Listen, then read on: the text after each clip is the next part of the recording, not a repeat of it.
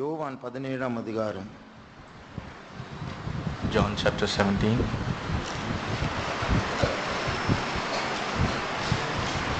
பதினாறாம் வசனத்தை வாசி. Let's read verse 16. நான் உலகத்தான் அல்லாதது போல அவர்களும் உலகத்தார் அல்ல. இயேசு சொல்லுகிற வார்த்தை. These are the words of Lord Jesus. பிதாவும் குமாரனும் இந்த உலகத்தை சேர்ந்தவர்கள் அல்ல, அதே போல சில மனுஷர்கள் நம்மை போல உலகத்தை சேர்ந்தவர்கள் அல்ல என்று இயேசு சொல்லுகிறார். Like Father and like the Son of God, they do not belong to the world. Looking at certain people on this earth, Jesus says they are also not of the world. இப்போ பாருங்க, நீங்க எல்லாரும் இங்க maximum எல்லாரும் white dress போட்டு இங்க வந்திருக்கிறீங்க. Just consider maximum of you are clothed in white garment. நம்ம கூட இருக்கிறவங்க எல்லாம் பரிசுத்தத்தை விரும்புறவங்க. And all those who are along with us, they like holiness. நம்ம பாடுற பாட்டெல்லாம் பரிசுத்த பாட்டுகள். And all the songs which we sing are unto holiness. நம்ம கேட்கிற வார்த்தை பரிசுத்த வார்த்தைகள். And the words which we listen are words of holiness. தேவன் நமக்கு தந்திருக்கிற ஆவி பரிசுத்த ஆவி. And the spirit which the Lord has given us is a spirit of holiness. இந்த ஃபெய்த்தும் ஒரு பரிசுத்த ஃபெய்த்தும். And this faith is full of holiness. நாம் போகிற ஊரு பரலோகம். And the city of our destiny is heaven. இது வேர்ல்ட்ல இருந்து ஒரு பிரிஞ்ச ஒரு டிஃபரண்டான இடத்துக்கு தான் நம்ம வந்திருக்கிறோம். Therefore we have come into a different world which is not of this world. இந்த இடத்தை பற்றி தான் சொல்லப்பட்டிருக்கு. இயேசு சொல்லுகிறார், இவர்கள் உலகத்தார் அல்ல. And concerning this very same place, Lord Jesus has mentioned that they do not belong to this world. இப்போ பாருங்க, இந்த யாபேஸ் முடிச்சிட்டு ஒருவேளை சண்டே ஸ்கூல் முடிச்சிட்டு இன்னைக்கு லீவு, நாளைக்கு திருப்பி வேலைக்கு போவோம், காலேஜுக்கு போவோம், ஸ்கூலுக்கு போவோம். Just consider after this JAPIS meeting or after the Sunday school, we will go tomorrow to our workplace or to our schools. நீங்க போகிற இடத்துல இந்த வேர்ல்ட் உலகத்துக்குள்ள போறீங்க இல்லையா? And into the world in which you are going, அங்க பரிசுத்தமே கிடையாது. there is no holiness at all. இங்க போடுற Dress அங்க பார்க்கவே முடியாது. அங்கெல்லாம் டிஃபரெண்டா இருக்கும் Dress. The dress which we wear here, we cannot see it outside there. That will be a completely different one. அங்க பரிசுத்தம் என்கிற வார்த்தையே கேட்க முடியாது. அங்க அசுத்தம் தான் ஃபேஷனே. And there you cannot hear a word called holiness, but rather uncleanness is the fashion out there. அங்க போகிற ஜனங்கள் போகிற ஊரே வித்தியாசம். பரலோகமா அப்படி சிரிப்பாங்க. And the place of their destiny of the people of the world is completely different. If you say heaven, they will ask with a exclamation saying, is it heaven? அப்போ என்ன நடக்கும் தெரியுமா? இந்த உலகத்தை சேராத நீங்க, பரலோகத்து போகிற நீங்க அந்த உலகத்து போறீங்க தெரியுமா? அப்ப அந்த உலகத்தினுடைய அந்த வித்தியாசமான விபரீதமான காரியங்கள் உங்களுடைய நெஞ்சை தாக்கும். And you who do not belong to this world but who are heading towards the heavenly kingdom, when you go into this outside world, that which is all contradictory to our heavenly kingdom and holiness, that will start attacking you. பேச்சுக்கும் communication எப்படி சொல்ற தமிழ்ல? பேச்சுக்கும் கம்யூனிகேஷனுக்கும் difference இருக்கு. There is a difference between a normal speaking and communicating. ஒரு ஆள் உனக்கு முன்னாடி நிற்கும் போதே அவங்க எப்படி நிற்கிறாங்க, எப்படி பார்க்குறாங்க, அந்த பார்வை எப்படிப்பட்டதா இருக்கிறது, எந்த நோக்கத்தோடு இருக்கிறாங்க, அவங்க போடுற ட்ரெஸ், அவங்க ஹேர் ஸ்டைல் எல்லாமே பேசிட்டு இருக்கும்.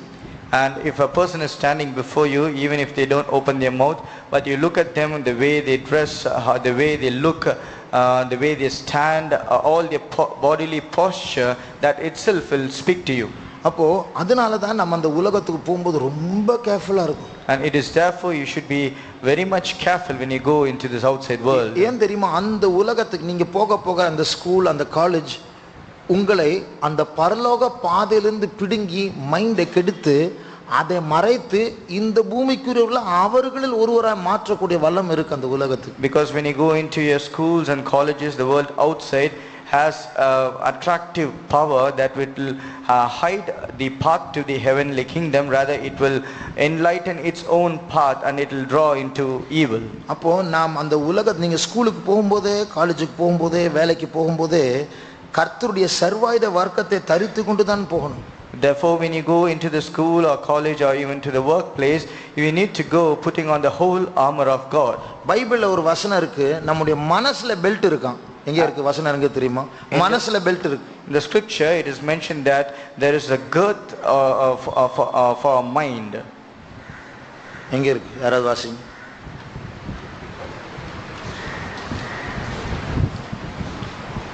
பைபிள் இருக்கு. மனசில் பெல்ட் பைபிள் இல்லையா? பைபிள் இல்லைங்க. உங்கள் பைபிள்ஸ் எல்லாம் கோரஸ் புக் மாதிரி பைபிளும் ஷேர் பண்ணுறீங்களா? பைபிளில் மனசில் பெல்ட் இருக்குன்னு இருக்கு. எங்கே இருக்கு?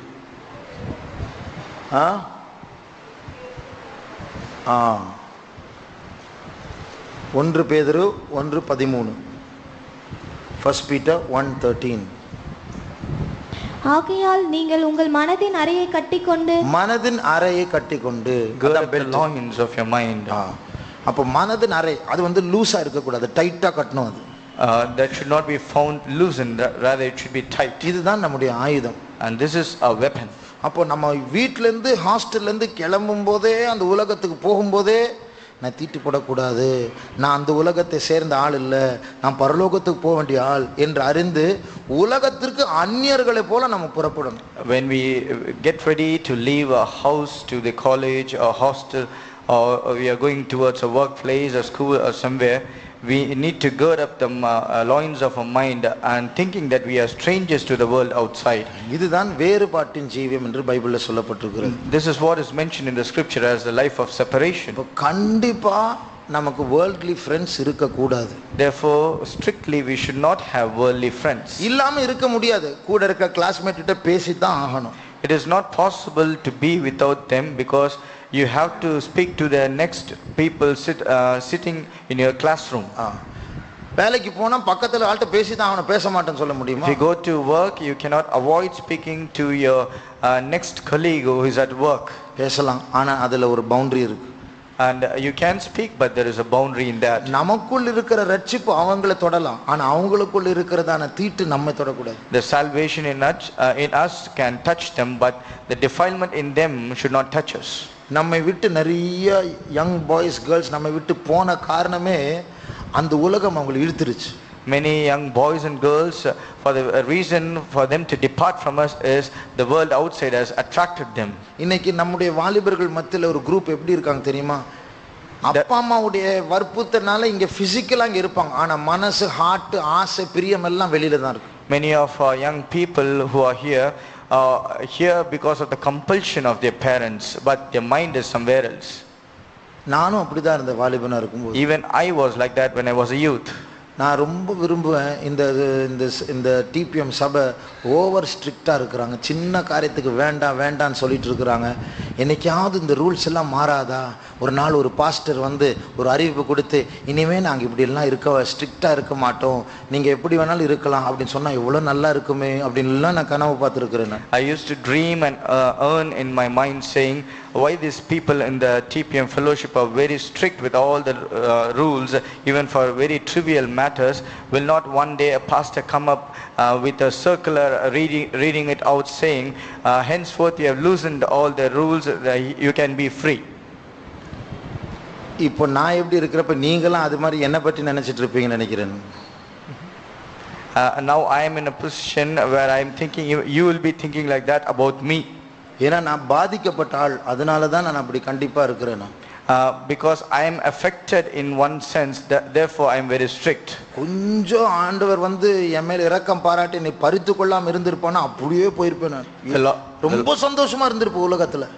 The Lord would not have showed his little mercy towards me, and he would not have plucked me from the outside world. I would have perished, but going outside in the world I would have been very joyous and happy. எனக்கு ஒரு வாலிப பையன் தெரியும். I know a young boy. ஞானஸ்நானம் எடுத்தான். He took water baptism. ஒரு மாசம் நான் அந்த சபையில் இருக்கிற வரைக்கும் முட்டியில தான் நிப்பான், நல்லா ஃபயரா இருப்பான். As long as I was in that church, in that faith home, he used to stand on full knees and he will be on fire. அவனை பார்த்தாலே எனக்கு ரொம்ப சந்தோஷமா இருக்கும். Just looking at him I will be very happy. சைலண்டா இருப்பான், யார்கிட்டயும் ரொம்ப பேச மாட்டான். He'll be very silent, he'll not speak to others unnecessarily. இப்போ சமீபத்துல நான் ஒரு ஆள் கிட்ட விசாரிச்சேன், அவன் எப்படி இருக்கிறான். And recently I inquired of him to another person, how is he?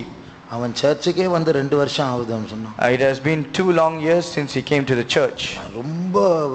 ரொம்ப துக்கமாயிட்டேன். ஐயோ, அவங்க சொன்னா எப்படி மாறினான் தெரியுமா, எப்படி ட்ரெஸ் பண்றான் தெரியுமா, ரொம்ப ஸ்டைலா உலக ஃப்ரெண்ட்ஸோட தான் இருக்கிறான்.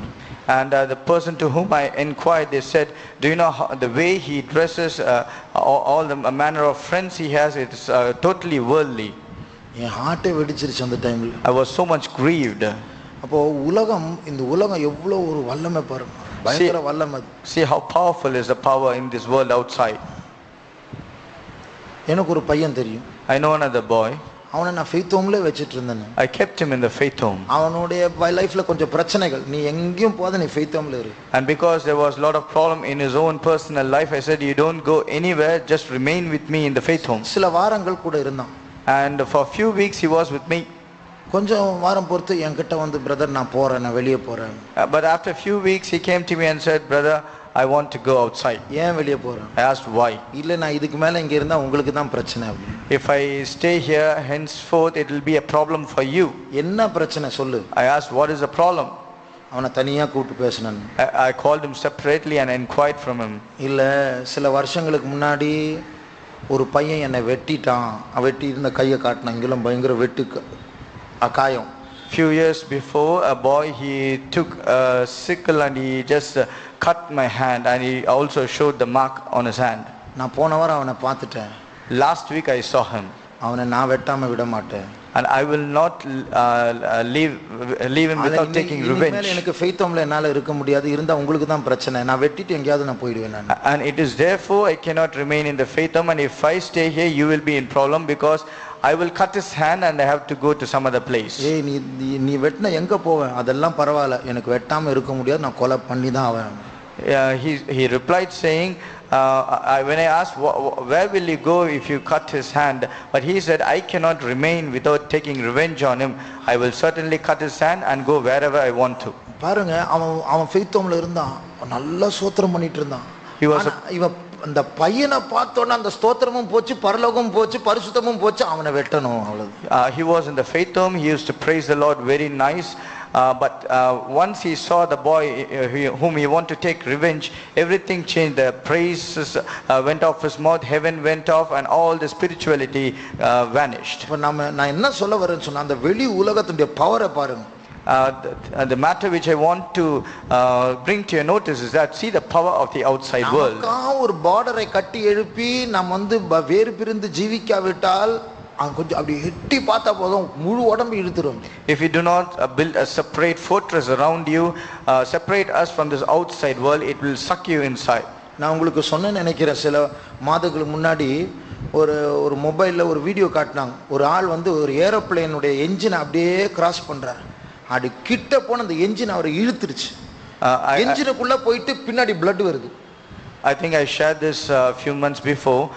One of a technician who was working in an aircraft with an engine running, when he crossed in the front of an engine, the engine sucked him inside, and he was caught inside the engine, and all that which came outside is just blood and flesh. இந்த உலகத்துக்கு அவ்வளவு power இருக்கு, நம்ம அப்படி எட்டி பார்த்தா போதும் மைண்டே மாறிடும், அப்படி போய்டுவோம் நம்ம. Even this world has equivalent power. If you just peep inside, it will take you in. ஆனால வாலிபர்களை ரொம்ப கேர்ஃபுல்லா கவனிச்சுக்கோங்க, நீங்க இந்த உலகத்தை சேர்ந்தவர்கள் அல்ல. Therefore, young people, you have to very carefully understand this. You do not belong to this world. நீங்கள் இங்கே அந்நியர்களும் பரதேசிகளும். படிக்கணும், அதனால படிக்கிறீங்க, வேலை செய்யணும், வேலை செய்றீங்க, அவ்வளவுதான். நம்ம ஃபாரினர்ஸ், நம்ம எல்லாம் வெளிநாட்டுக்காரங்க. You are strangers and pilgrims, and as foreigners to this world. You are in this world just for the sake of living, just to study. You are studying, and just for the sake of working, you are working. நம்முடைய குடியிருப்போ பரலோகத்திலே அப்படினு பைபிள்ல இருக்கு. It is mentioned in the scripture that our conversation is in heaven. அப்ப நம்முடைய address பரலோகம் தான். Our address is heavenly kingdom. நம்முடைய மைண்ட் பரலோகம் தான். Our mind should be in heaven. நம்முடைய பேச்சு பரலோகம் தான். Our language which we speak is of heaven. அப்போ நாம காலேஜுக்கு போனா, ஸ்கூலுக்கு போனா கூட ஒரு பரலோகத்தின் பிரஜையா, ஒரு பரலோக வாசியா தான் அங்க போகணும். Even if you go to those colleges or schools, you need to go as a citizens of heavenly kingdom. அவங்கள மாதிரி நம்ம செஞ்சா, அவங்களோட ரொம்ப க்ளோஸா பழகினா இந்த பரலோகத்தை இழக்க வேண்டியதான ஒரு தவறான நட்பா மாறிடும். If you go close to them, if you start having friendship and relationship with people outside, then you have to lose this heavenly kingdom. இங்கிலீஷ்ல ஒரு டேர்ம் இருக்கு, peer pressure, PEER. In English there is a term called peer pressure. peer pressure ன்னு சொன்னா, நீங்க போற இடத்துல அந்த சமுதாயத்துல எல்லாரும் ஒரே மாதிரி பண்ணுவாங்க, ஆனா நீங்க பண்ணலனா உங்களை ஒதுக்கிடுவாங்க. அதனால நீங்களும் அவங்கள மாதிரி பண்ணணும். ஃபோர்ஸ், அவங்க பேச மாட்டாங்க, சொல்ல மாட்டாங்க, அந்த சூழ்நிலையும் உங்களை ஃபோர்ஸ் பண்ணும். அதான் peer pressure. The society outside, in this world outside, or among your friendship, everybody else will do something, and if you do not do that, everybody will set you aside. Therefore you will be forced to do what they do.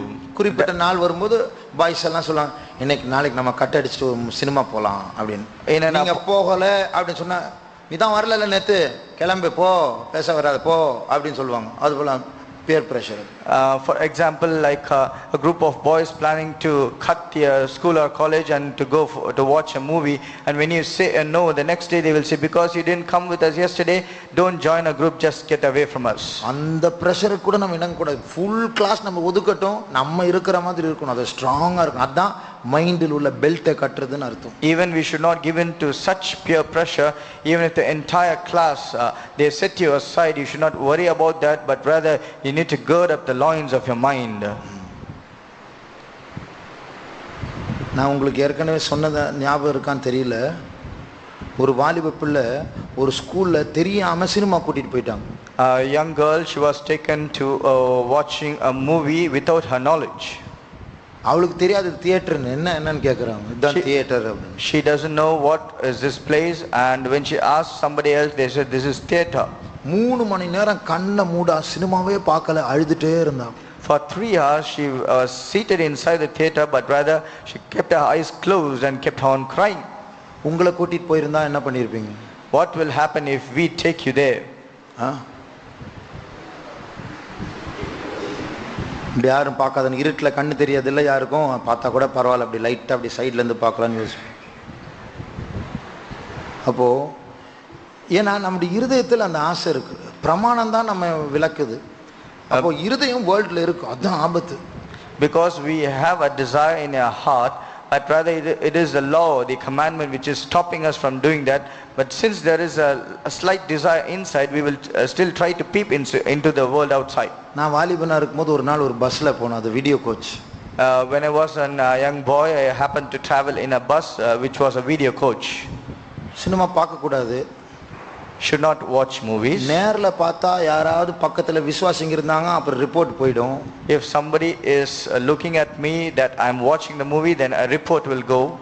நான் பார்த்த அந்த கண்ணாடி சைடுல cooling glass, அதுல reflection தெரிஞ்சது, நான் அப்படி பார்த்துட்டேன் நான்.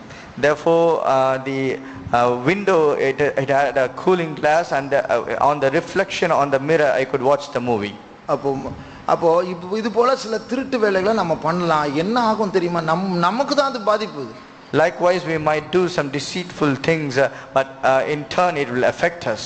மைண்ட் மாறிடும், a mind will change. உலகத்தை நேசிக்க ஆரம்பி, உலகம் அழிஞ்சு போற பாழாய் போகிற வஞ்சகமா அந்த உலகம் ரொம்ப அழகா இருக்கும். The world will look very attractive, but it is a desolate world and which is going to be destroyed very soon. நம்முடைய கண்களை மூடுவோம். Let's close our eyes. இந்த உலகத்தினால் நாம் யாரும் வசீகரிக்கப்படக்கூடாது. None of us should be attracted by the world outside. நாம் வேறொரு ராஜ்யத்தை சேர்ந்தவர்கள்.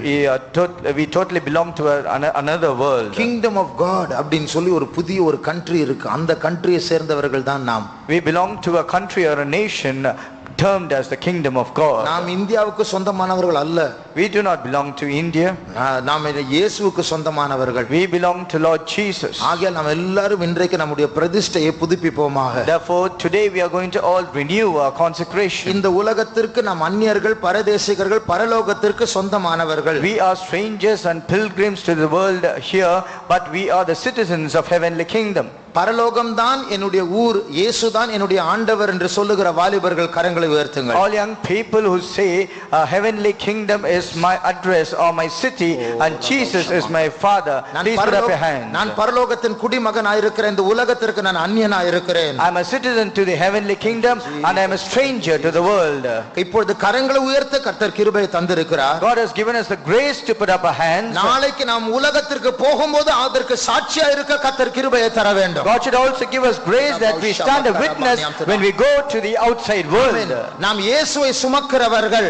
we are the one who carry Jesus upon us. சிலுவையை சுமக்கிறவர்கள். We are the one carrying the cross of Jesus. உலகம் நம்மை அசட்டை பண்ணினாலும் பரவாயில்லை. Even the world might despise us. நான் இயேசுவுக்கு மாத்திரம் தான் சொந்தம். But still I belong to Jesus alone. கரங்களை உயர்த்தி நம்முடைய பொருத்தனையை புதுப்பிப்போமாக. Let us put up our hands and renew our covenant with நம்முடைய God. citizenship, நாம் குடிமக்கள் என்று அந்த பிரஜையை நாம் பிரஜைகளா இருக்கோம் என்று புதுப்பிப்போமாக. Let us renew our citizenship to be in the kingdom of heaven. இந்த நேரத்தில் கரங்களை உயர்த்துகிறவர்களுக்கு கர்த்தர் கிருபையை தருவார். Those who have put up your hands, the Lord is going to give you a special grace. வேறுபாட்டின் ஜீவத்தை காத்துக்கொள்ள கர்த்தர் கிருபையை பலனை தருவார். God will give you strength and His grace to renew your life of consecration. இங்க வந்திருக்கிற பலவீனமான வாலிபர்களுக்கு கர்த்தர் அவருடைய வல்லமையை தந்து கொண்டிருக்கிறார். The Lord is giving His power to all the young people who are weak.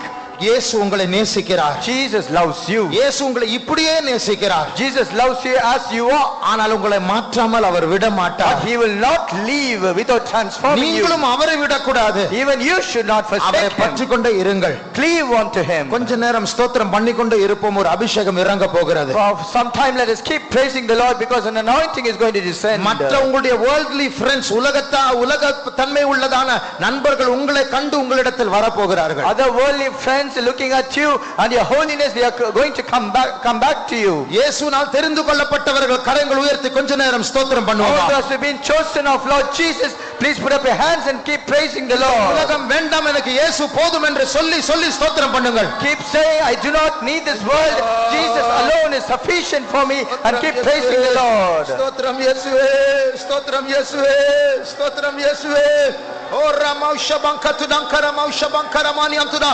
ஸ்தோத்திரம் பண்ணிக்கொண்டே இருக்கும்போது கர்த்தருடைய வல்லமையை பெற்றுக்கொள்ளுங்கள். When you keep praising, you can also receive the power from above. உலகத்தோடு சேராமல் இருக்கிற வல்லமை இந்த அபிஷேகத்தில் இருக்கிறது. There is a power in this anointing that you should not mingle with the world outside. உங்கள் மூலமா உங்களுடைய உலக பிரகாரமான நண்பர்களை கர்த்தர் மாற்ற போகிறார். Through you the Lord is going to transform all your worldly friends. உலகத்தை வெறுத்து உங்களை நேசித்து உங்களுக்கு இயேசுவை நேசித்து உங்களிடம் வர போகிறார்கள். They are going to hate the world outside, loving Lord Jesus, they are going to come to you. ஸ்தோத்திரம் பண்ணிக்கொண்டே இருங்கள். Keep praising the Lord. கர்த்தர் அந்த வல்லமையை தந்து கொண்டே இருக்கிறார். God is giving that power right now. O ரமௌஷமங்கத்துடங்கரபௌஷபகத்துடங்கரபௌசபாலியானமதுடா.